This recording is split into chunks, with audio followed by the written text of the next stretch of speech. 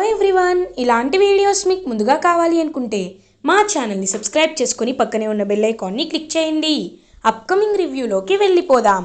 Darshan Saranya Adikesavula viewing మిషన్ని కాపాడడంతో fire accident అవ్వకుండా మిషన్ని జాగ్రత్తగా చూసుకోవడంతో చాలా హ్యాపీగా ఫీల్ అవుతారు. బాబు, మీరు నా మగ్గాన్ని కాపాడి నాకు ఎంతో హెల్ప్ చేశారు. థ్యాంక్ యూ బాబు.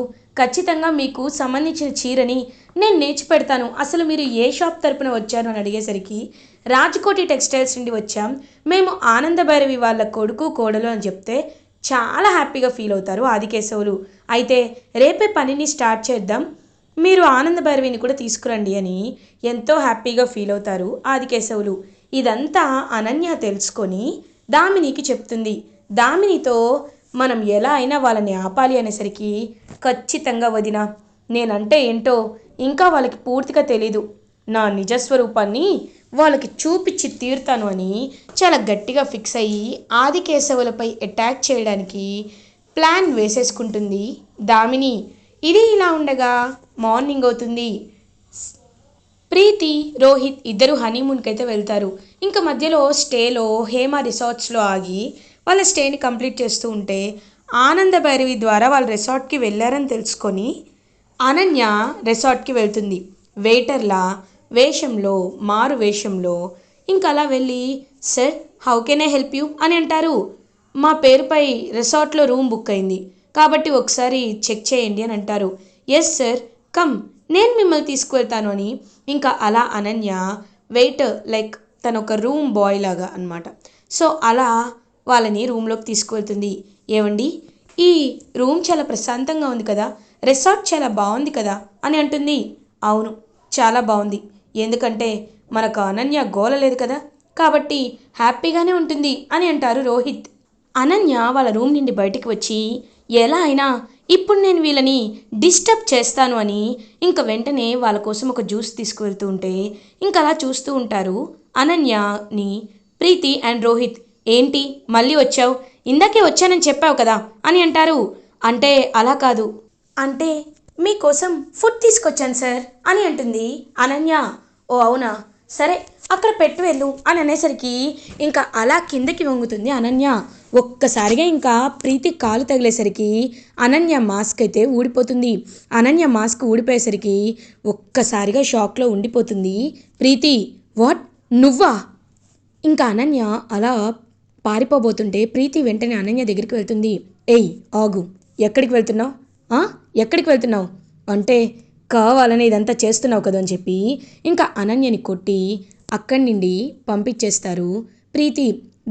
రోహిత్, మనం మాత్రం ఇక్కడ ఉండకూడదు, పద వెళ్ళిపోదాం అని వెళ్ళిపోతూ ఉంటారు. ఇది ఇలా ఉండగా ఆదికేశవులు ఆనందభైరవి చెప్పినట్లే శారీని తన కస్టమైజేషన్తో నేచి ఇంకా శారీని తీసుకొని పాపం ఊరు బయలుదేరడానికి బస్ స్టాప్కి వస్తూ ఉంటారు. అదే టైంకి దామిని ఒక పక్కా ప్లాన్ వేసుకుంటుంది. దామిని కరెక్ట్గా అలా ఆదికేశవుల వెనకాలే వచ్చి ఇంకా ఆయన్ని యాక్సిడెంట్ చేసేస్తుంది. ఒక్కసారిగా ఆదికేశవులు అలా పాపం కళ్ళు తిరిగి పడిపోతారు. వెంటనే దామిని అలా వాళ్ళ వైపు చూస్తూ కళ్ళు తిరిగి పడిపోయినా తన వైపు చూస్తుంది. చూసి, ఏయ్ ముసలోడా, ఏమనుకుంటున్నావు ఈ దామిని అంటే?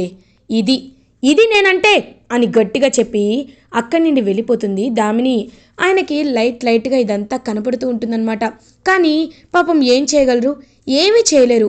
అలా ఇంకా కళ్ళు తిరిగి పడిపోతారు. కరెక్ట్గా అప్పుడే ఆనందభైరవి, అమ్మ శరణ్య, నాకెందుకో కుడి కన్ను అదురుతుంది అని అంటారు. ఏమైంది అత్తయ్య గారు, ఏమై ఉంటుంది అని అంటారు.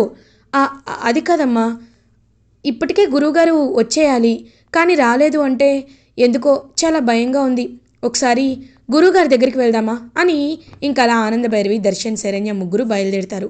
బయలుదేరి వెళ్ళేసరికి అక్కడ రోడ్డుపై కళ్ళు తిరిగి పడిపోయి ఉంటారు. ఆనందభైరవి చూసి ఒక్కసారిగా షాక్ అయిపోతారు. ఆదికేశవులని హాస్పిటల్లో జాయిన్ చేస్తారు. సడన్ షాక్ వల్ల ఆయన కళ్ళు తిరిగి పడిపోయారు మేడం, ఆయనకి వెనకాల నుండి ఒక వెహికల్ వచ్చి గుద్దేసింది, ఆయనకి బ్లడ్ కూడా లాస్ అయింది, ఎవరు లేకపోయేసరికి ఆయన చూసే వాళ్ళు కూడా లేరని చెప్పి ఇంకా అలా మొత్తం అన్ని విషయాలు లైక్ చెక్ చేస్తూ ఉంటారనమాట. ఇంకా చెక్ చేస్తూ ఉంటే అప్పుడే ఆయన స్పృహలోకి వస్తారు. తలకి ఒక కట్టు కడతారు. ఏమైంది, నాకేమైంది అని అడుగుతారు. మీకు మీకు యాక్సిడెంట్ అయింది గురువుగారు, అయినా ఫోన్ ఎప్పుడు మీ దగ్గర ఉంచుకోమని చెప్పాను కదా. ఇంకా మొత్తం జరిగిందంతా గుర్తొస్తుంది ఆదికేశవులకి. గుర్తొచ్చి తనే తనే నన్ను యాక్సిడెంట్ చేసింది. యాక్సిడెంట్ చేశాక వచ్చి నన్ను బెదిరించింది. నాతో పెట్టుకుంటే ఇలాగే ఉంటుంది అని చెప్పింది అని అంటారు ఆదికేశవులు. ఎవరు కావాలని మిమ్మల్ని యాక్సిడెంట్ చేసింది? ఎవరు? మాతో చెప్పండి, వాళ్ళ పని మేం చెప్తాం అని అంటారు దర్శన్. ఇంక వెంటనే ఆనందభైరవి కూడా, అవును గురువుగారు, మీ జోలికి వచ్చింది ఈ ప్రపంచంలో ఎవరైనా వాళ్ళకి శిక్ష పడకుండా ఉండం. చెప్పండి ఎవరు అని అడుగుతారు. తన పేరు తను తను నిన్న మా ఇంటికి వచ్చిందమ్మా. వచ్చి వాళ్ళ కోసం ఒక శారీ నేర్చాలని, అది కూడా సీఎం గారి పెళ్ళికి అని చెప్పింది. డబ్బులు ఇచ్చింది. వాళ్ళిద్దరూ వచ్చారు. అమ్మాయి పేరు దామిని అని అంటారు. ఒక్కసారిగా షాక్ అయిపోతారు ఆనందభైరవి, శరణ్య, దర్శన్. ఏంటి దామినియా అని అంటారు. అవును దామినినే అని చెప్పేసరికి ఇంకా ఆనందభైరవి కోపం కట్టలు తెంచుకుంటుంది. వెంటనే అలా ఆనందభైరవి అయితే ఇంటికి బయలుదేరుతుంది. దర్శన్, శరణ్య ఇద్దరు ఆయన్ని డిశ్చార్జ్ చేసి ఇంటికి తీసుకెళ్తారు. ఇంకా వెంటనే దామిని కాలు మీద కాలు వేసుకొని కూర్చొని, ఈ పాటికి ఆ ముసలోడు పైకి పోయి ఉంటాడు. అదే నాకు కావాల్సింది. పైకి పోతే ఆ శారీ కూడా అక్కడే కదా ఉంటుందని ఇంకా ఎంతో హ్యాపీగా కాలు మీద కాలేసుకొని కూర్చొని ఉంటే, అప్పుడే అక్కడికి వస్తుంది ఆడ సింహంలా ఆనందభైరవి. దామిని దామిని అని గట్టిగా అరుస్తుంది. ఇంకా వెంటనే దామిని, ఏంటి పిన్ని అలా అరుస్తున్నావేంటి, ఏమైంది అని అడుగుతారు. ఇంకా వెంటనే దామిని చెంప చెల్లు మనిపిస్తుంది ఆనందభైరవి. ఒక్కసారిగా దామిని షాక్ అయిపోతుంది. లీలావతి, కోటేశ్వరరావు కూడా అక్కడికి వస్తారు. శరణ్య అందరూ అక్కడ చూస్తూ ఉంటారు. ఏంటి ఆనంద, ఎందుకు తన్ని కొడుతున్నావు, ఏమైంది ఆనంద అని అడుగుతారు. అక్క ఏం జరిగిందో తెలుసా, ఎంత ఎంత పెద్ద ఘోరం జరిగిపోయిందో తెలుసా. నా గురువుగారక్క, నా గురువుగారు ఆదికేశవులు గారిని పొట్టన పెట్టుకోవాలనుకుందక్క తను అని అంటారు. ఒక్కసారిగా షాక్లో ఉండిపోతారనమాట. వెంటనే, ఏంటి నువ్వేం మాట్లాడుతున్నావు ఆనంద, నువ్వు చెప్పేది నిజమా? అవును, తనే యాక్సిడెంట్ చేసిందని మా గురువుగారు చెప్పారు అని దామిని గొంతు పట్టుకొని, ఎందుకు ఇదంతా చేస్తున్నావు, ఎందుకు చేస్తున్నావు అంటే, నీ పంతం కోసం వేరే వాళ్ళ ప్రాణాలు తీయడానికి కూడా దిగజారిపోతావా అని చెప్పి చాలా ఇరిటేటింగ్గా ఫీల్ అవుతారు ఆనందభైరవి. అంటే ఆయన చెప్పింది మీరు నమ్మేస్తారా, ఆయన చెప్పింది అబద్ధం అని అంటారు. అబద్ధమా? అబద్ధం చెప్తారా? మా గురువుగారు అబద్ధం చెప్పేంత దిగజారిపోలేదు. నాకు తెలుసు మా గురువుగారు ఎప్పుడు అబద్ధం చెప్పరని, మా గురువుగారు నిజమే చెప్తారని. నా గురువుగారికి ఏమీ అవ్వలేదు కాబట్టి నువ్వు ప్రాణాలతో ఉన్నావు దామిని. లేకపోతే కన్న కూతురని కాదు, ఎవరని కాదు, ప్రాణాలు తీసేదాన్ని అని గట్టిగా చెప్తుంది. ఒక్కసారిగా ఇంకా దామిని అయితే గజగజ వణికిపోతూ ఉంటే అనన్య చూస్తుంది. చూసావా, మన మీద పడాల్సింది దాని మీద పడింది, ఇప్పుడు హ్యాపీగా ఉంది అని ఫ్యామిలీ మెంబర్స్లో అనన్య, కాంచన మాత్రం క్రూయల్గా నవ్వుకుంటారు. కానీ మనం ఏం చేయగలం మమ్మీ, అక్కడ ఉంది కదా ఆ ప్రీతి మాత్రం నీ భర్తని దగ్గర చేసుకోవాలనుకుంటుంది కదా, మరి తన్ని ఏం చేద్దాం అని అంటారు. అమ్మా నాకు తెలుసు కదా ఏం చేయాలో. ఇప్పుడు మనం ఎక్కువగా ఫోకస్ చేయాల్సింది బిజినెస్పై, తర్వాత ఏం చేయాలో అప్పుడు ఆలోచిద్దామని చెప్పి ఇంకా అలా ఆలోచిస్తూ ఉంటుంది అనన్య. ఇది ఇలా ఉండగా సీఎం గారి కోసం తీసుకువెళ్ళే శారీ డే అయితే వచ్చేస్తుంది. ఆనందభైరవి ఫ్యామిలీ, దామిని వీళ్ళందరూ కలిసి ఇంకా అలా శారీని తీసుకువెళ్ళేసరికి హ్యాపీగా సీఎం గారికి ఆదికేశవులు గారు నేర్చిన శారీని నచ్చుతుంది. అదంతా చూసి ఎంతో అంటే ఎంతో హ్యాపీగా ఫీల్ అవుతారు. రాజకోటి టెక్స్టైల్స్ నుండి వచ్చిన శారీసే చాలా బాగున్నాయి కాబట్టి పెళ్లి కాంట్రాక్ట్ అంతా మీకే ఇవ్వాలి అనుకుంటున్నాను, మీరు పెళ్ళిని చాలా ఘనంగా జరిపించాలి అని చెప్తారు. ఖచ్చితంగా సార్, మేము పెళ్ళిని ఘనంగా జరిపిస్తామని ఇంకా ఎంతో హ్యాపీగా ఫీల్ అవుతారు ఆనందభైరవి. ఇంకా అలా దామిని మాత్రం జెలస్గా ఫీల్ అవుతుంది. నేనేమనుకున్నాను, ఇక్కడేం జరుగుతుంది, నో ఇలా జరగడం కరెక్ట్ కాదు, నన్ను కొడుతుందా, ఖచ్చితంగా ఉంటుంది కదా, నేనేం చేస్తాను చూడని దామిని ఆనందభైరవి పైన స్కెచ్ వేయడానికి ట్రై చేస్తుంది. అప్పుడే అనన్య వచ్చి, ఏంటి ఏం చేస్తున్నావు? అయినా ఈ ఇంట్లో ఆనందభైరవి ఉన్నంత వరకు నీ ఆటలు సాగవు కదా అని అంటుంది. వదిన అని అంటారు. వదిన కాదు, వదినని కాబట్టే చెప్తున్నాను. మనిద్దరి అడ్డుగా ఉన్న ఆనందభైరవిని పైకి పంపించడమే మన ప్రధాన టార్గెట్ అవ్వాలి, కానీ ఈ పిల్ల వచ్చే ఆటలు కాదు అని అంటుంది. వదిన, నువ్వు చెప్తుంటే నాకు అది కరెక్ట్ అని అనిపిస్తుంది. ఇప్పుడు చూడు, ఖచ్చితంగా ఆనందభైరవిని ఏదో ఒక రోజు పైకి పంపిస్తాను అని ఇంకా గట్టిగా ఫిక్స్ అవుతుంది దామిని. అలా ఫిక్స్ అయి వెనక్కి తిరిగి చూడగానే అక్కడ లీలావతి కనబడుతుంది. లీలావతిని చూసి ఒక్కసారిగా షాక్ అయిపోతుంది దామిని. వెంటనే లీలావతి దామిని చెంప పగలగొడుతుంది.